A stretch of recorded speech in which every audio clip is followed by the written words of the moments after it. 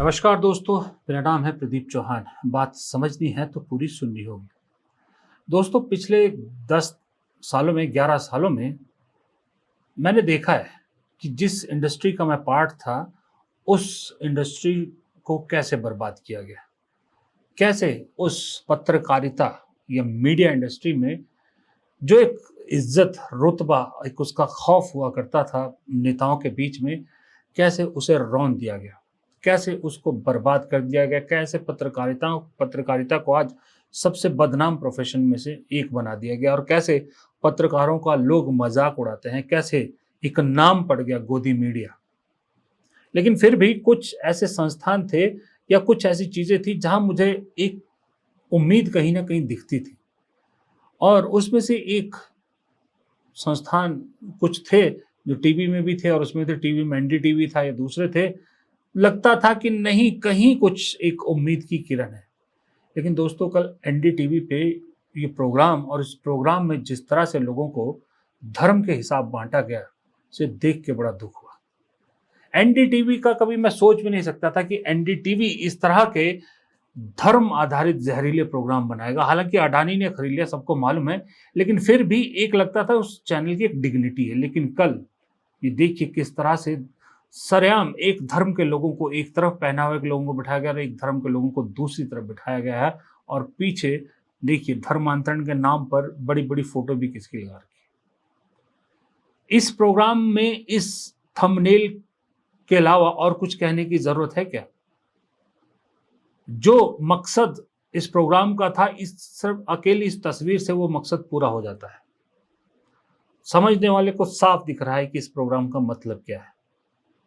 लेकिन दुःख इस चीज़ का नहीं है कि ये लोग ये कर रहे हैं। दुःख इस चीज़ का है कि आखिरी उम्मीद भी, ये जो मीडिया के कहीं किसी की रीढ़ की हड्डी होने की या थोड़ी-सी वो बचने की उम्मीद थी, वो भी खत्म हो रही है। और दूसरा दुःख मुझे इस चीज़ का हो रहा है कि चलिए एक तरफ भगवा रंग में बिठा रखे आपने लोग, ये तो सबसे आसान काम है कि आज की डेट में किसी को लगता है कि अगर किसी को लाइमलाइट में आना है, किसी को नज़रों में चढ़ना है, किसी को अपने आप को ज़रा ज़्यादा बड़ा दिखाना है, तो हिंदू धर्म की बात करने लग जाओ। मीडिया फुल कवरेज आपको देती है। अगर आप ऊपर से, चाहे वो आप जितने मर्ज़ी भंगेड़ी नशेड़ी क्यों ना हो, जर्सी क्यों ना हो, लेकिन आपने अगर भगवा पहना है, तो मीडिया आपको फुल कवरेज देगा।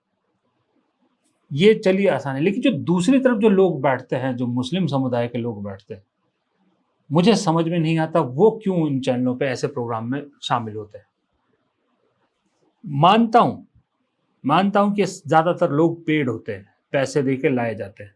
लेकिन क्या पैसे के लिए अपनी बेइज़्ज़ती कराना, अपने धर्म की बेइज़्ज़ती कराना, अपने लोगों की इंसल्ट करवाना, देशद्रोही तक उन्हें कहलवाना, क्या इनका ज़मीर अलाउ करता है? क्या वो पैसा इनके ज़मीर पर इतना भारी पड़ जाता है? क्या इन्हें ऊपर जाके जवाब नहीं देना है? इंसानियत नाम की कोई चीज़ नहीं है। लेकिन क्या करें?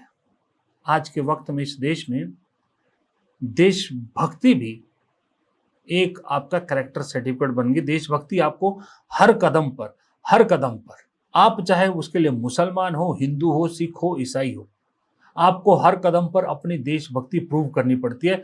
बस फ़र्क इतना है कि जो मुसलमान है, उसे हर कदम पर 4 बार देशभक्ति प्रूव करनी पड़ती है और हिंदू को 1 बार करनी पड़ती है, लेकिन करनी सबको पड़ती है। और मज़े की बात है कि देशभक्ति के भी अब सियासी मायने हो गए, देशभक्ति भी इस देश में सियासी हो गई है। आपको ऐसे प्रोग्राम के ज़रिए हिंदू मुसलमानों में बाँटा जाता है, खूब बाँटा जाता है। और आज जिस वक़्त आप ये वीडियो देख रहे हैं, हो सकता है लोकसभा का, संसद का सदन सत्र शुरू हो गया हो, मतलब अगला हफ्ता शुरू हो गया हो, शोर-शराबा ना हो रहा हो, आप ऑपरेशन सिंदूर पे चर्चा होगी, सब कुछ होगी। नहीं शुरू हुआ होगा तो होने वाला होगा। खूब बड़ी-बड़ी बातें कही जाएगी। सरकार जब ऑपरेशन सिंदूर का दावा करेगी कि हमने पाकिस्तान को मुँह तोड़ जवाब दिया, हमने ये किया, हमने वो किया, जो किया, बहुत कुछ कही जाएगा और आपको पाकिस्तान के खिलाफ ज़हर से भर दिया जाएगा। ऐसा जज़्बा आपके अंदर पैदा कर दिया जाएगा कि आप खुद कहोगे कि हटो सब, मुझे जाने दो, मैं अकेला पाकिस्तान को निस्तो-नाबूद कर दूँगा। ऐसा जज़्बा आपके अंदर पैदा कर दिया जाएगा। पाकिस्तान क्योंकि दिखता है, पाकिस्तान पे जितना आप बोलोगे आप उतना दिखोगे। लेकिन वो हो रहा होगा कहाँ? सदन के अंदर। सदन के अंदर गृह मंत्री देश के, प्रधानमंत्री देश के आपको बड़ी बड़ी बातें करते नजर आएंगे, पाकिस्तान के खिलाफ बहुत कुछ बोलते नजर आएंगे।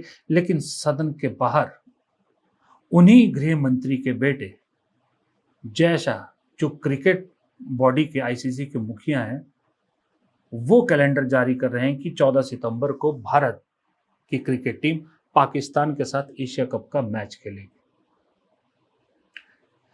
सदन के अंदर आप पहलगाम के शहीदों को लेकर बहुत कुछ बातें कर रहे होंगे, पाकिस्तान के आतंकवादी होने के बहुत सबूत दे रहे होंगे, लेकिन सदन के बाहर आप ही के सामने इस तरह का तमाशा किया जा रहा है कि जहां सदन के अंदर देशभक्ति रहती है, सदन के बाहर धंधा, यानी देशभक्ति पर सदन के बाहर धंधा भारी पड़ जाता है, क्योंकि क्रिकेट से पैसा आता है, रिच बॉडी है। अब वो पैसे का क्या होता है ये तो अलग बात है, देश के काम तो वो पैसा आता नहीं है, पैसा सिर्फ और सिर्फ क्रिकेटरों के काम आता है। और क्रिकेटर कितने हैं इस देश में वो भी आप गिन लीजिए, किन किन क्रिकेटरों तक वो पैसा पहुंचता है। लेकिन जज्बा आप में ऐसा पैदा कर दिया जाएगा कि जैसे उस दिन हमारे गोदी मीडिया चैनलों ने रावलपिंडी, इस्लामाबाद तक आपकी सेना को पहुंचा दिया था, वैसे ही आपको इस 14 सितंबर के मैच के लिए अब जज्बा आपके अंदर उबाल उबाल के डाला जाएगा कि पाकिस्तान को हराएंगे, पाकिस्तान के नाक रगड़वाएंगे, पाकिस्तान को निस्तो नाबूद कर देंगे। इस तरह का एक जज्बा आपके अंदर डाल दिया जाएगा, क्योंकि ये सब के सियासी फायदे हैं, ये देशभक्ति है। लेकिन अगर इस देश का मुसलमान सवाल भी उठा दे तो ये पाकिस्तान समर्थक है, उसकी देशभक्ति पे इतने सवाल उठेंगे कि वो बेचारा जितना मर्जी चाहे अपनी देशभक्ति प्रूव नहीं कर सकता। सिर्फ कुछ सवाल पूछने पर या सोशल मीडिया लिखने पर उसे एफआईआर दायर करके जेल में डाल दिया जाता है, ये हाल है। लेकिन या तो देशभक्त वो मुसलमान है जो टीवी पैनलों पे आकर बैठ के, टीवी चैनलों पे आके बैठ के अपने लोगों की बुराई सुनते रहे, अपनी बेइज्जती करवाते रहे, वो भी देशभक्त आ जाते हैं। या देशभक्त वो हैं जो सरकार के तारीफें करें। अब जैसे ये हैं भाई साहब, देखिए, और कि कह रहे हैं कि चेयरमैन उत्तराखंड मदरसा बोर्ड के मौलाना मुफ्ती शमून कासमी कि ऑपरेशन सिंदूर को एनसीईआरटी में शामिल किया जा रहा है। मुझे तो समझ में नहीं आ रहा ऑपरेशन सिंदूर को एनसीईआरटी में क्यों शामिल किया जा रहा है, पर चलो कर रही है एनसीईआरटी, अपने उसमें शामिल कर रही है। इसे, इन शख्स को देशभक्त कहा जा रहा है। इन्हें कहा जा रहा है कि देखिए ये होते हैं सच्चे मुसलमान जो तारीफ करते हैं। लेकिन हकीकत ये है कि ये शख्स बीजेपी का सदस्य है, पार्टी का सदस्य है, बाकायदा फोटो है। तो ये अपनी पार्टी की तारीफ नहीं करेगा तो फिर किसकी तारीफ करेगा? वो जो मीडिया स्क्रीन पर बैठकर आपको पाकिस्तान के खिलाफ जहर उगलती रहती है, भड़काती रहती है, वो चेहरे जो बड़ी बड़ी बातें करते हैं, वो खुद देखिए, पाकिस्तान के नेताओं के साथ फोटो खिंचवाने के लिए ऐसे लालायित दिखते हैं जैसे मानो क्या मिल गया हो उनके। दिलजीत दोसांझ की फिल्म में एक पाकिस्तानी एक्ट्रेस होती है, वो भी पहले शूट करके, तो दिलजीत दोसांझ के खिलाफ पूरी देश में एक मुहिम चल पड़ती है, उसे देशद्रोही साबित करने के लिए पूरा एक तंत्र लग जाता है। लेकिन उसी पार्टी के नेता, उसी पार्टी के लोग जब पाकिस्तान के क्रिकेटरों के फैन नजर आते हैं, जब उनके साथ गलभैयां करते नजर आते हैं, उसी बॉलीवुड में मोदी समर्थक या जो सरकार समर्थक अभिनेता हैं, जब उन क्रिकेटरों से मिलकर खूब जफ्फियां डाल रहे होते हैं, तब देशभक्ति के अलग मायने हो जाते हैं। ये इस देशभक्ति में दरअसल डबल मायने जो हो गए हैं ना देशभक्ति के, ये आज की सच्चाई है। ये सच्चाई आपको माननी पड़ेगी। लेकिन सच्चाई मैं इसलिए आपको दिखा रहा हूं, या मेरे जैसे हजारों लोग हैं जो ये सच्चाई रोज दिखा रहे हैं, फिर भी न जाने कुछ लोगों की आंख पे जो पट्टी बंधी है वो पट्टी क्यों नहीं हटती। हिंदू हिंदू हिंदू हिंदू बोल के बड़े बड़े, हमारे बहुत सारे पत्रकार भाई, पत्रकार साथी, जिनके विचारों से हम खुद बहुत प्रभावित होते थे। लगता था यार कि पत्रकार हो, ऐसा हो, कितना पढ़ा लिखा, कितनी सोची समझी बात कर रहे हैं। वह सब बहुत सारे लोग इन 11 सालों में एक तरफा सोच होती उनकी देखी है, उनको अंधभक्त बनते देखा है। इतना असर समाज में ये डाल दिया है। अब ये ज़हर कैसे निकलेगा, कौन निकालेगा, कितना वक़्त लगेगा, कोई आइडिया नहीं इस चीज़ का। लेकिन इतना ज़रूर है कि ये सियासी जो पारा या सियासी पर्दा आपकी आँखों पे चढ़ा है, ये उतारने के लिए कोई आसमान से नहीं आएगा। ये उतारने के लिए कोई राहुल गांधी हो या कुछ हो, कोई फ़र्क नहीं पड़ता। ये तभी उतरेगा जब हम और आप खुद अपनी आँखों से ये पर्दा उतारेंगे। लेकिन उसके लिए ना जाने ये कान में कितनी बार ये सारी चीज़ें भरनी पड़ेंगी, तब जाके उतरेगा। मुझे नहीं मालूम लोग किस एंगल से क्या सोच रहे हैं, लेकिन इतना मैं मानता हूँ कि सदन के अंदर जो आप देखते हो या राजनीतिक भाषणों में जो आप देखते हो, वो देशभक्ति कुछ और है।